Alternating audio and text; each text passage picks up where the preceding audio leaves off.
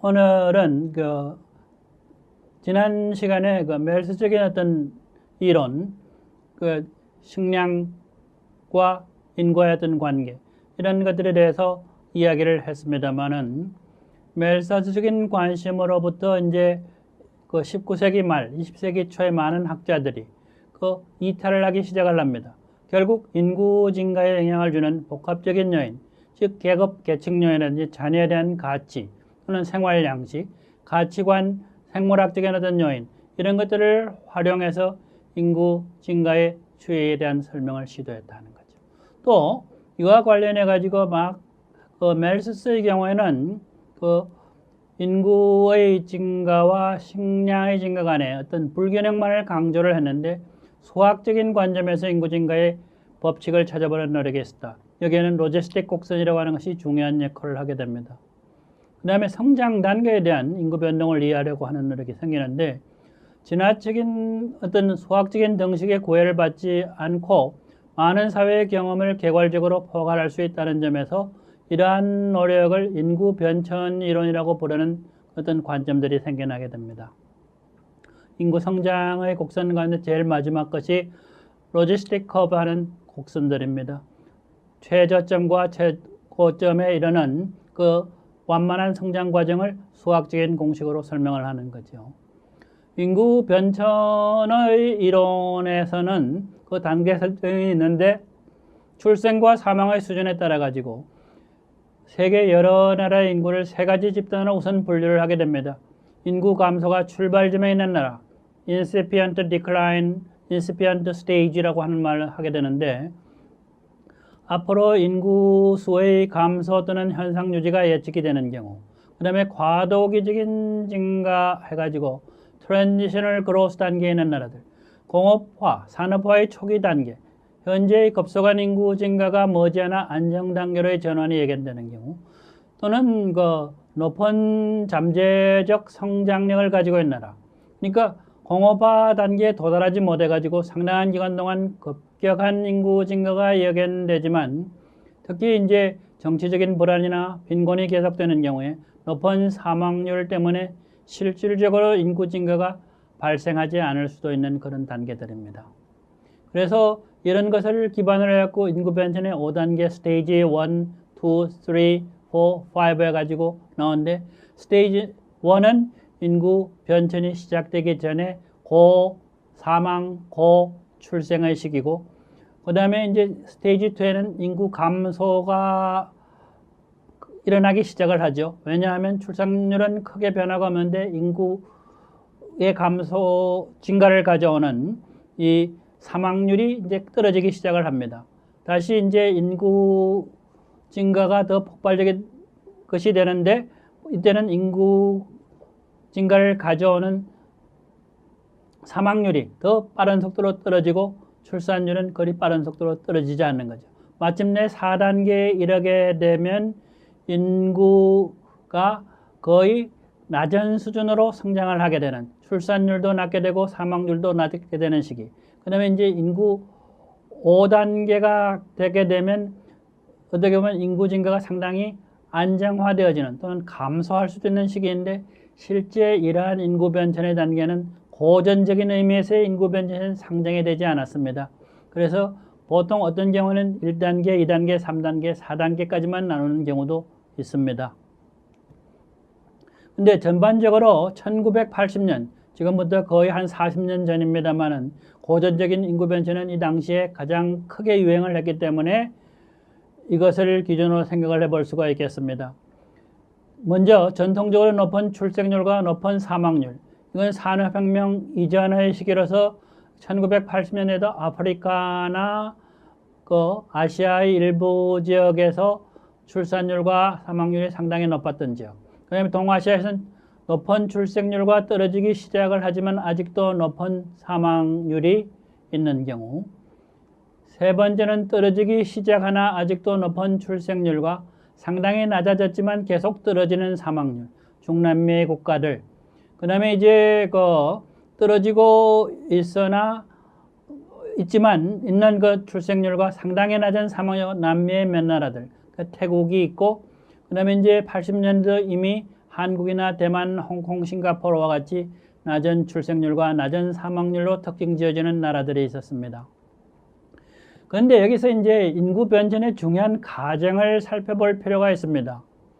인구 변천은 경제 발전이 영아 사망률, 영아 하는 말을 쓰고 또는 아동 사망률 하는데 영아는 보통 그 돌이 되기 전에 만 1세가 되기 전에 어린아이들이 죽을 확률이 크게 되는 거죠. 이 영아 사망률을 떨어뜨린다 이거죠. 영아 사망률의 감소는 1차적으로 자녀의 보험 효과입니다. 또는 축제 효과. 보험 효과라고 하는 것은 자녀가 앞으로 죽을는지도 모르니까 한 5명, 6명 놔둬야지 4명 정도는 살 것이다. 그래갖고 미리 놔두는 거지. 일종의 보험입니다. 또는 자녀를 재산으로 생각을 해가지고 재산을 쌓아두듯이 자녀를 많이 쌓아두는 그런 경우. 이런 경우에는 그 자녀를 많이 낳게 되는데 궁극적으로 출산율의 감소가 생겨나는 것은 자녀를 보험 효과 또는 축제 효과로 생각을 해가지고 그것을 많이 낳을 필요가 없다라고 믿게 되는 시기가 오게 되면서 출산율이 감소한다는 거죠. 그러니까 인구 변천의 촉발 메커니즘은 결국 사망력의 감소인데 사망률의 감소를 가져오는 요인은 경제 발전 외에 특히 다른 요인, 공중 건강 보건 요인이 있을 수 있다 이거죠. 이것은 가족 계획이 모자 보건 프로그램과 결합이 돼 가지고 인구 억제 정책을 수행하는 핵심이 됩니다. 그러니까 출산도 억제하고 그 과정 속에서 자녀들의 건강을 촉진시킬 수 있는 그런 방법이 개발이 되면서 인구 억제는 성공을 하게 됩니다. 이러한 출산력의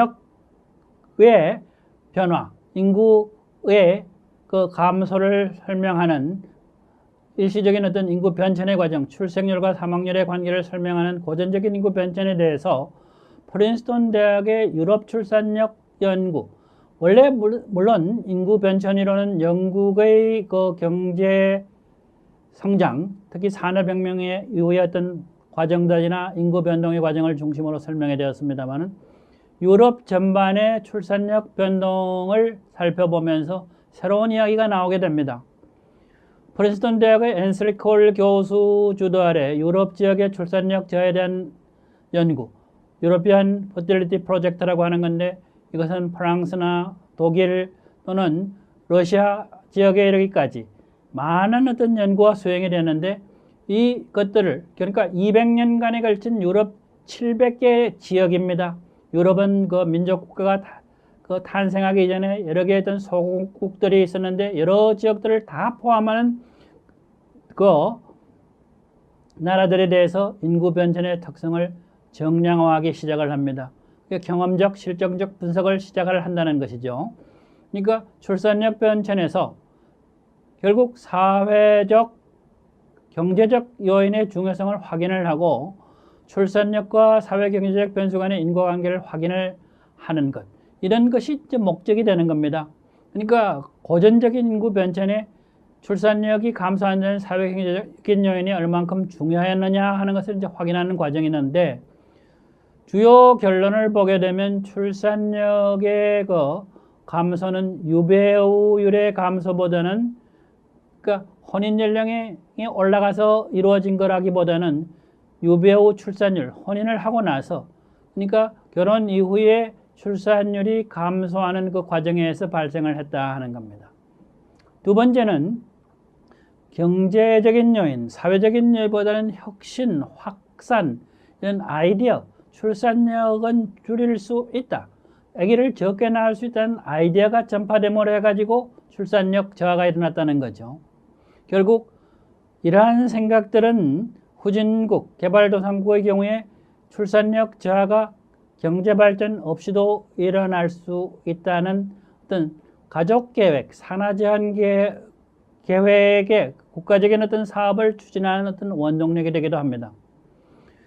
출산력 변천은 특정 시점에 집중되어 일어났고 출산력 감소가 사망력 감소보다도 선행하는 경우도 다수 발생하였다.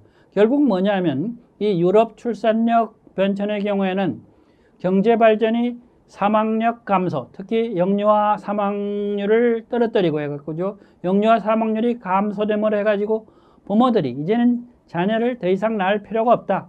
축제를 한다든지 보험을 한다든지 하는 자녀, 그 일종의 서플러스 자녀를 낳아야 된다는 필요성이 없어지게 되는 거. 이런 고전적 인구 변천의 생각에 대해서 전면적인 도전을 하게 되는 거죠. 그러니까 사망력 감소 없이도 출산력 감소가 일어날 수도 있다는 생각을 가지게 됩니다. 이러한 프로젝트를 구상을 했던 학자는 당시나 2000년에까지 거의 활동을 하던 앤슬리 콜에서 주도됩니다. 이 앤슬리 콜은 미국 벌티모어 출신으로서 프린스턴 대학에서 1939년 경제학을 공부하고 1947년 경제학 학사를 취득을 하게 됩니다. 이 앤슬리 콜의 이야기에 하면 자기 자신은 다른 공부는 다 잘했는데 당시에 제2 외국어를 제대로 하지 못해갖고 특히 라틴어였다고 그럽니다. 프린스턴 대학에 입학을 하는데 자기 자신은 재수를 했다라는 이야기를 하고 있는 학자입니다만은 그는 프린스턴 대학에서 오피스 for the Population 인구 연구소를 만들고 유엔이나 여러 국제기구에서 활동을 하면서 인구학 발전에 아주 큰 업적을 남긴 학자입니다.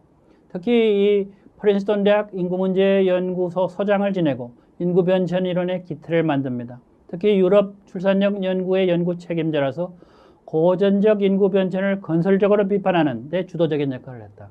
건설적인 비판을 했다라고 합니다만 사실상 전면적인 비판이었죠. 경제 발전 없이도 여러 가지 아이디어의 혁신 전파해서 인구 변동, 출산력 제한은 일어날 수 있다 하는 것이고 결혼을 일찍 하더라도 결혼을 하면서 혼인 내 출산력을 줄임으로 해가지고 후진국의 개발도상국의 인구 문제는 해소될 수 있다는 아이디어를 끄집어내게 된 학자입니다. 그 다음에 또 그는 수리 인구학자로서 많은 업적을 남게 되는데 그의 제자 루마니아 출신의 폴 디메인입니다. 그냥 보면 드미니 할 것 같은데 디메인이라고 하는 학자입니다만은 이 사람과 함께 지역별 모델 생명표를 만들게 됩니다. 생명표는 사망에 관한 자료들이 아주 상세하고 정확해야 되는데 이런 자료들이 없다 이 말이죠. 그렇지만은 어릴 때 많이 죽고 10대, 20대는 사람이 적게 죽고 그리고 성년이 되면서 사망률이 늘어나게 되는 생명표의 모델 패턴은 비슷하다는 점을 고려해 가지고 선진국의 생명표를 가지고 후진국이 사용할 수 있는 모델 생명표를 만들게 됩니다. 그리고 이것을 기반으로 해 가지고 안정인구라고 하는 출생률과 사망률이 거의 일정할 때 특히 출생률이 일정하게 될 때 출현하게 되는 인구의 모습 이런 개념을 만들어낸다 하는 거죠. 특히 1950년대, 60년에는 인구 성장이 급격한 시기였기 때문에 앤슬리 콜은 에드가 후보와 함께 급격한 인구 성장, 즉 출산율이 높음으로 해갖고 급격한 인구 성장이 일어났을 경우에 나중에 배우게 되겠습니다만은 젊은 아이들을 먹여 살려야 되는 경제활동 인구, 생산 연령 인구가 많아짐으로 해가지고 저축을 하지 못한다 이 말이죠. 저축을 하지 못함으로 해갖고 생산에 투자될 수 있는 여러 자원이 없어진다 이 말이죠. 그래서 경제 발전에 부정적인 영향이 생겨나는데 이런 이유들 때문에 즉 출산율을 억제하고 그것을 통해서 경제 발전을 해야 되는데 그것을 할 수 있는 방법이 뭐냐 이런 것을 생각을 해내면서 인구 억제의 필요성을 강조하게 됩니다. 그 다음에 이제 제2의 인구 변천, 유럽의 경험인데 제1단계 특히 이제 고전적인 인구 변천이 유럽에서는 끝이 나면서 1960년대, 70년대는 베이비붐 시대가 끝이 나게 됩니다. 상대적으로 젊은 혼인 연령층, 서양 역사 전체를 통해서 보면 나중에 보면 산업혁명을 통해서 한동안 혼인 연령이 상당히 높은 수준, 30대까지 올라갔다 이거죠. 경제 발전이 일어나면서 혼인 연령이 다시 낮아지게 됩니다. 그러다가 60년대, 70년대 베이비붐 시대가 끝이 나면서 혼인 연령이 다시 올라가게 되는 그는 젊은 혼인연령 시대가 끝이 나고 이혼율이 증가하게 되는 거죠. 1920년 70년에서 86년 시기에 유럽이나 미국에서는 동거혼 사실혼이 증가하기 시작합니다. 그리고 동거 기간 중에 임신이나 출산 건수가 증가를 하게 되고 3단계인 85년 이후가 되면서 이혼율이 증가가 정점에 이릅니다. 혼인 해소 이후에 특히 동거 사실혼이 증가하고 출산율 증가의 정점이 됩니다. 그러니까 과거에는 결혼을 해야지 아이를 낳는다 했는데 혼인이 해소되고 다시 동거를 하면서도 자녀를 출산하는, 그러니까 30대 이후에 여성들의 출산율이 증가하는 현상, 즉 SDS라고 하는 Second Demographic Transition이라고 하는 현상들이 생겨나게 됩니다. 결국 1차 인구 변천과 2차 인구 변천의 모습을 보게 되면 1차 인구 변천은 경제 발전에 의해서 영유아 사망률이 감소, 사망률의 감소가 출산율의 감소를 가져온다. 그래서 결국 인구 증가가 해소된다라고 하는 것인데, 이 제2의 인구 변천은 출산율의 감소가 사망률의 변천 또는 국제이동의 변천을 주도하게 되는 새로운 인구 변천의 양상으로 바뀌게 됩니다.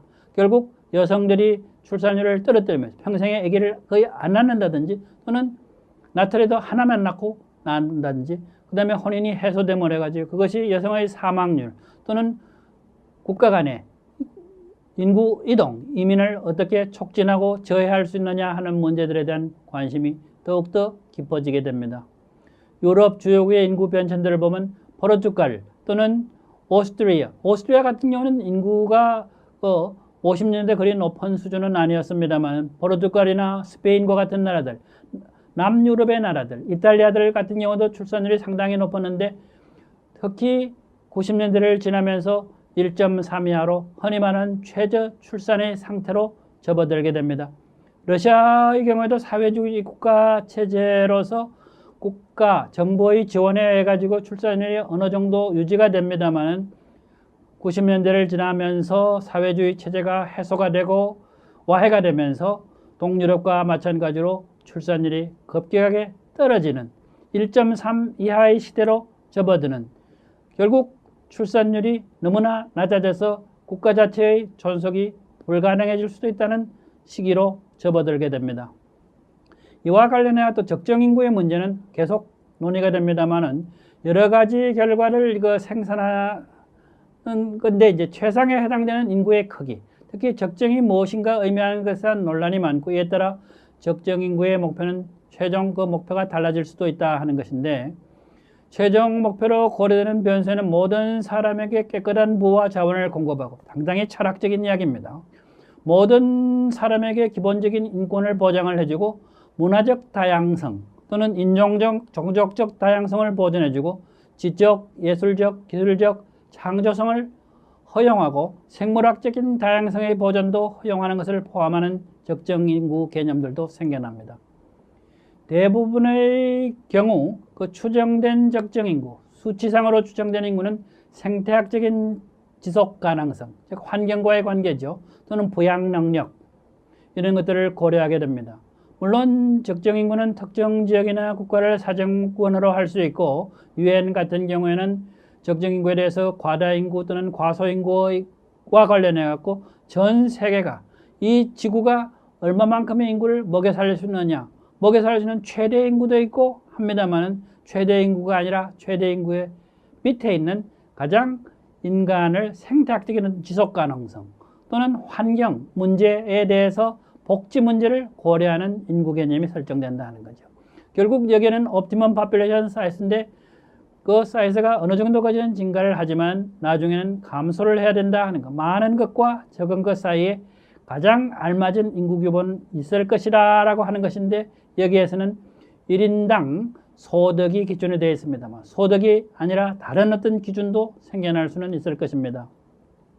그 다음에 이 인구와 관련해 가지고 여러 가지 어떤 국제기구에서의 어떤 목표들이 설정이 되고 했는데, 새천년 개발 목표입니다. 유엔이 이제 193개 헌구가 23개 국제기구가 모여가지고 2015년까지 달성하기로 합의한 8개 항목의 21세기 초반의 개발 목표인데, 극단적인 빈곤 기하의 제거라든지 우리는 흔히들 그 많은 대학 교육까지 너무 많이 받아서 탈입니다만은 전 세계적으로 볼 때 모든 국민에게 초등교육을 달성한다라든지 또는 젠더 평등, 성평등입니다. 여성 권리의 향상, 아동 사망률을 줄인다든지 모성 건강을 개선한다든지 또는 에이즈, 말라리아 등 그러니까 아프리카나 남미 일부 지역에 남아있는 말라리아 이런 질병 격퇴라든지 환경 지속성이라든지 글로벌 차원의 개발 협력, 가버넌스 시스템의 구축 이런 것들이 문제가 됩니다. 이러한 것들은 그 UN 여러 웹사이트에 보면 나와 있습니다만은 그리고 이런 것들을 국가적으로 비교하고 있는 것, 특히 1인당 매일 1.25달러 이하로 살고 있는 사람들이 아프리카 이런 등지에 얼만큼 많으냐 하는 문제, 물의 문제라든지 여러 가지 문제들이 개발 또는 국제적인 어떤 불평등과 관련해서 도시가 되고 이것을 국제 비교를 함으로 되었고 국제 간의 어떤 협력 체제를 구축하는 데 도움이 될 수도 있다 하는 겁니다. 이런 것들을 보면서 여러분들이 해야 될 것이고 그 다음에는 이제 반기문 유엔 사무총장 시절에 만들어진 목표이기는 합니다만은 다시 이 새천년 개발 목표 MDG 대신에 지속 가능 개발 목표라고 하는 게 만들어지게 됩니다. 이거는 17개의 큰 목표가 있는데 특히 제일 마지막에는 국제적인 협력과 관련되는 것이고 첫 번째 빈곤을 없애버리자 또는 그 다음에 질병 같은 거 이런 MDG 그러니까 새천년 개발 목표를 확대 개선하는 새로운 목표가 만들어졌는데 그 2016년, 2030년 모든 나라가 공동으로 추진해야 될 목표로 새천년 개발 목표의 후속 사업으로 추진이 된 겁니다. 이거는 당시 유엔 사무총장으로 계셨던 반기문 총장회에서 제안된 것으로서 오늘날도 의미가 있다 하는 것입니다. 이 사업은 바로 새천년 개발 목표가 추구하는 빈곤 퇴치의 완료를 최우선적으로 하되 나아가 글로벌 차원의 경제사회의 양극화라든지 각종 사회적 불평등의 심화라든지 지구 환경의 파괴 등 각국 공통의 지속 가능 개발 위험 요인들을 동시적으로 완화해 나가기 위한 국가별 종합적 행동 및 글로벌 협력 아젠다를 구성하고 있습니다. 근데 우리가 이제 그 새천년 개발 목표나 또는 지속 가능한 개발 목표를 이야기를 했습니다만은 지속 가능한 개발의 사회 지표, 이건 경제 현상만 아니라 지속 가능한 개발을 측정하는 방향으로 관심이 이제 변경이 되면서 새로운 통계적인 나침반 이런 것들이 필요하다 이 말이죠.